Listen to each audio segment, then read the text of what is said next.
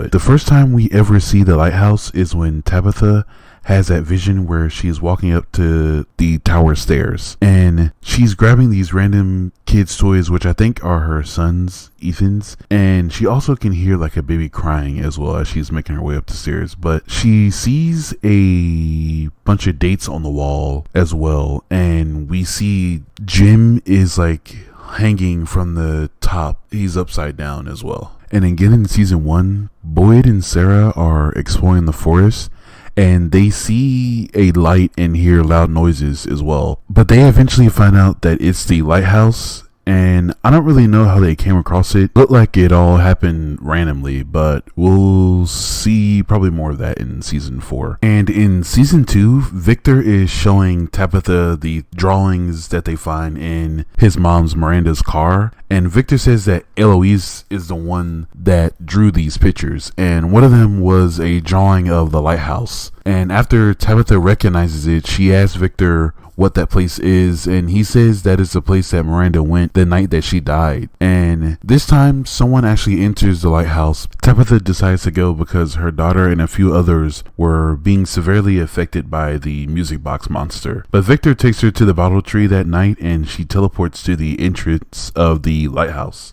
And she thinks that if she can save the kids, then all of the evil stuff that's happening to the residents of the town will stop. But when she's there, we can hear the kids, we can hear their voices, and they're still saying and cooey as she's climbing up to the top. And as she reaches the top, the boy in white pushes her off and apologizes, saying that this is the only way. And Tabitha wakes up in the normal world after that. Now, I wanted to talk about how to enter the lighthouse, but in season 1, on the last episode, we see Boyd and Sarah get dragged across the forest by something. And that could be a gatekeeper of some sort that is protecting the entrance of the lighthouse. From what we've seen, the only time someone has successfully made it there is through the bottle tree, as we see with Tabitha. And it looks like in the flashback that we see in season 3, we know Miranda in this moment was trying to reach the lighthouse, but she is stopped by Smiley. And it looks like he's protecting the entrance as well. But we really don't know if it's the entrance to the bottle tree or the lighthouse. They don't really show any of that in the background or anything like that. But I am assuming that it is a tree, and I say this because I think the only way to get to the lighthouse is through the bottle tree, and also it has to be nighttime. And I also think that that is the reason why the monsters come out at night. And I think that this is the only reason that they decided to come out at night as well. There's no other reason. And a example of this, I can further back the theory that I got, is we see Dale in season 3 enter the tree, and also this is during the daytime as well, and he is transported to the inside of the pool, so he and killed as well. And also Boyd does enter not the bottle tree, but a faraway tree, and that time it is at night, but he doesn't get teleported to the lighthouse. Instead, he gets teleported to the bottom of that dry well. And that one, the reason why I think it didn't work that time, because it wasn't the bottle tree, but he did do it at night, so maybe there is a little bit of the reason why he didn't get killed outright. I'm not too sure there, but let me know what y'all think about that. So with all that said, what is so important about the lighthouse that it needs to be protected at night? Let's try to speculate some things, but my crazy first guess is that the tower could be a way to visit the real world and try and bring some help back. It's just that when Tabitha had the chance, she didn't really know what was going on. And I like to think of it like this: when Tabitha was kicked out of the lighthouse that first time, she was able to escape. At least that's what it seemed like, but ultimately ends back up in the town because the members or the townspeople of the town have like some type of tether or connection to the town that keeps them there. And I think the only way they really will be able to escape is if they free that children or break the curse of the children somehow, whatever that might be. The lighthouse could also be the actual place that they sacrifice the children as well. And it could be being guarded by the night monsters because there are probably a bunch of clues and information about a number of things about the town, and maybe even how to escape for real. And the dates could be the years the cycles begin.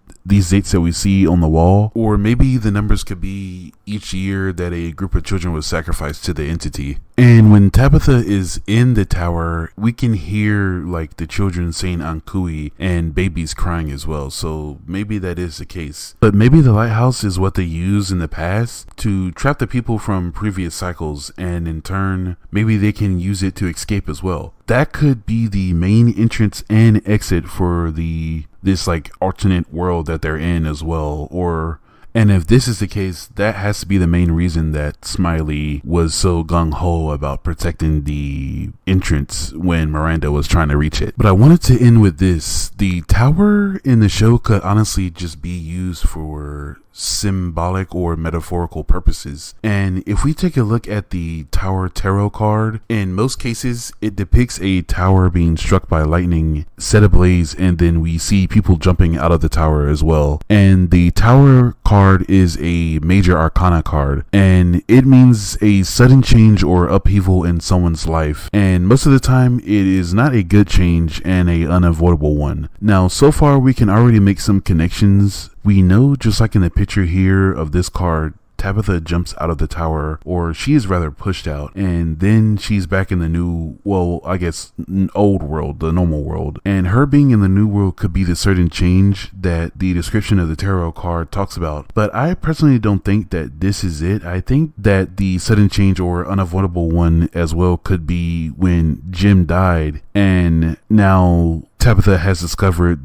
the truth about her past, and that is a major change for her. You know, all of that actually, like, it changes.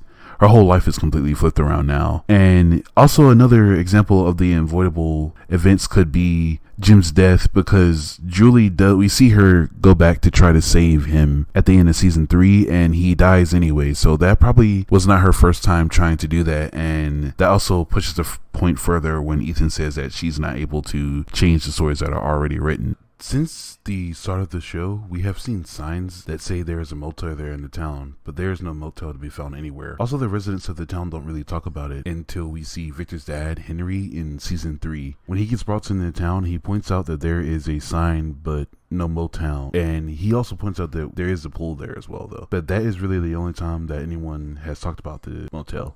So maybe in the next season we will see more of it. But more importantly, in Victor's flashback that we see in the earlier seasons, we see the sign and it says Star Magic right above it. So that is probably the name of the hotel, but out of the flashback, the sign is now empty in the present timeline. And the frame is still there, but it doesn't have anything in it. Could that be because the motel is gone now? But I thought that, but also the motel is not visible in the flashback either. So what happened to the motel? Was it destroyed, or did something else happen? So in my last 2 videos, we have talked about how Victor's drawings could be telling the past, present, and even the future of the From Town, but we see this building with a person standing on front of it in this picture here, and the city is flooding as well. So could this be the present or the past, and could this be the hotel that gets destroyed and maybe swept away from the town? One thing to point out as well, there seems to be no foundation for the motel anywhere in the show, so maybe the flooding is a different event and the motel just disappeared somewhere. Or maybe the motel is just like the lighthouse. What if it travels around the forest? Or it could be that the only way to enter the motel is through the faraway tree. And also, what if Eloise did survive? What if Miranda saved her before she was killed by Smiley in that flashback that we see, and she put Eloise through the faraway tree, and Eloise ended up inside of the motel? And if Eloise did survive, what if the motel traps you there to where you can never escape? And maybe that could be why we have never seen her in a show just yet. We could possibly see the cast members return to the motel or find it, and Eloise could be fully grown there around the same age as Victor as well. But what do you guys think about that? I hope to do see Eloise, because I personally don't think that she's dead, but let's continue on with the video. But why is the hotel named Star Magic, and why does it not have the sign on there anymore? Maybe the entity does not want them to know the name of it. It could have been taken away so Victor would not be able to remember what happened there, or possibly something else. But the name could be another secret that might help the townspeople. Maybe Marielle or Randall just like we see with Julie, she got ability. Maybe one of them will be able to use star magic or something along the lines. I'm not too sure. Also, star magic could be a major secret that the townspeople could use to help them survive. What if it's like a better, stronger talisman than the ones that they have now, and it could repel the man in yellow because we do see him walking around in the daytime? Or it could be one that they could use to outright kill the monsters. But what if the town is actually the motel itself? That would explain why the town fills itself back up every time when someone dies. It's like it has no vacancy when it's full of people, and then when someone dies, it becomes vacant. And maybe that's why the only people who survived when Tabitha came back were the most important people, like Acosta, Tabitha, and Henry, because they might all have a direct connection to the town, unlike the other two that we see. But there could be a lot of reasons of why the motel is not there anymore. But if it magically disappeared, then that means something important was definitely there, and the main entity or something else is trying to hide it for the townspeople. And I think if Victor could remember all the crazy events he's seen in the town, maybe all of this would have been answered a little earlier in this show. But after making this video and my last few videos, I do think Victor might be the key to the story, and it could be that he actually manifested this whole entire place, the town, from his dreams or whatever, because the town is magical, so maybe that's how it was done. And we know that Victor likes the song Twinkle Twinkle Little Star because he compromises with Jade to play that for him if he gets the information that Jade needed. So that could be the reason why the hotel is called Star Magic, because maybe he was the one to manifest that. And the reason why the sign is gone now is because maybe Victor has been growing up and thinks of the town as like a place that he's trapped in, kind of like a hell. But I'm not too sure. What do you guys think about that? I do think Victor has gotten the most important role in the show. We know that everyone is alive while Victor stayed inside the root cellar, but as he walks out, he is welcomed by the whole town slaughtered, and several things could have happened, so let's try and figure it out. The show tries to imply that the one did it was Christopher or either the night monsters, but it seems like they're trying to lean towards Christopher was the one that did it. But throughout the show, Victor says that the symbol was one of the things that was driving Christopher crazy, and so there are a lot of reasons of why he could be the one who massacred everyone in the town. And we kind of see all this happen when Abby gets to the town as well, but she says that everyone needs to die to escape, and that's how they will be set free of the town. But we all think, from what we've seen, and the townspeople as well in the show think that she went crazy, so probably the same thing did happen to Christopher if that is the case. So maybe the boy in white or Jasper did tell Christopher to kill everyone, because he might have told Christopher that that was the only way out and possibly lied to Christopher and just got everyone killed. I personally think Christopher didn't do any of this, but if it was him, why would he do something like that? And where is he? Who killed him? Victor says that he never found him while trying to collect everyone's belongings, and we know that he was talking to Jasper a lot. And in one of the flashbacks that Victor has in season 3, we see Christopher is reacting angrily after being told something by Jasper. And then Victor realizes in the flashback that that was not the boy in white, but Jasper the whole entire time. And I've said this in a lot of my other videos, but I personally think that they are one and the same, but are able to be separate entities, if that makes any sense. So they could have told Christopher the actual truth on how to escape the town, or even the reason that they are there in the first place. And that could be the reason why Christopher snapped. Maybe the truth was a little bit too much for him, and he reacted in the way that he did. But also, all of the bodies are outside laying on the ground around the town. So how did everyone die like this? Were they placed there after the fact? It's almost like he flipped the kill switch and everyone just fell and died. Maybe he was powered by something to make him a little stronger, but at the end of season 3, we get introduced to the man in yellow. He could have been the one to do it in that flashback. Maybe he was the one to do it, or maybe the man in yellow gave Christopher a little bit of power or something like that to make him able to do what he did, if he did it. So if the boy in white did tell Christopher all of that, maybe it's just like what happened in the end of season 3, where the townspeople learned too much and they were all wiped out by the man in yellow. But this could have happened because we do see the boy in white telling Christopher something, and he didn't want to listen to him, and the boy in white says that he's done helping and the rules are changing now. And close to the end of season 3, we see Smiley confronting Miranda, and he takes her out. We don't know why this happens. Maybe Miranda was getting too far in this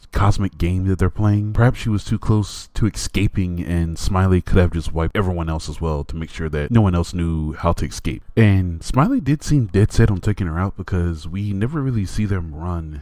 And this was one of the scenes that we do see the night monsters run after someone. So Miranda definitely did uncover something pretty important here. But maybe this is all part of the cosmic game they're playing. What if Victor was meant to be the last one to survive during that back then? And this could have started a new cycle as well. So each time the town gets wiped out, that could mean that the start of a new cycle is going to happen, and they possibly will leave someone alive each time, so they will have someone to help them when the townspeople arrive, and no one will be completely clueless on how to survive. And Ethan will probably be the last one to survive if they don't break free out of this curse or whatever could be going on in the town. But if the monsters are not trying to kill everyone, why did this happen? Like, why was everyone killed in the flashback in the first place? We know if the monsters really wanted to cause fear or chaos in the town, they could have just killed like 2 or 3 of the townspeople. Not really everyone. They don't really do that. We don't really see them doing that in the current timeline of the show. They just kill one, and then that really sends a message that they're trying to send out. But back to Christopher. Again, throughout the seasons, we see Christopher is shown to Jade many times in jump scares and the visions that he has. And at this point, we can guess that he is probably the reincarnation of Christopher, or that he has the same role that Christopher had. And we know that Christopher was talking and to Jasper throughout all of the visions that we see, and even some of the visions that Jade has, he can see Christopher with Jasper like holding him. And we know that Christopher was obsessed with his doll and talking to him all the time, but when Victor tried to get information out of him, the doll didn't say anything, and it just kind of made him look like he was even more crazy. But I do think that if Jade tried to, we could probably learn a little bit of secrets of the town and also figure out what happened during that day when everyone had died. We can actually probably figure out what actually happened. I can also see Julie using her powers to figure out what happened that day, but I can't wait to see what she would do with her powers. I got a feeling that she will be the reason of why some of the things that we see happen in the show. But what do you all feel about this theory? I can't wait to see what happens when they do reveal this. I hope that they do, and hopefully it'll be in season 4 as well. But that would do for this video. Thank you all for watching, and if you liked the video, don't forget to leave a like and subscribe. I'll see you in the next one.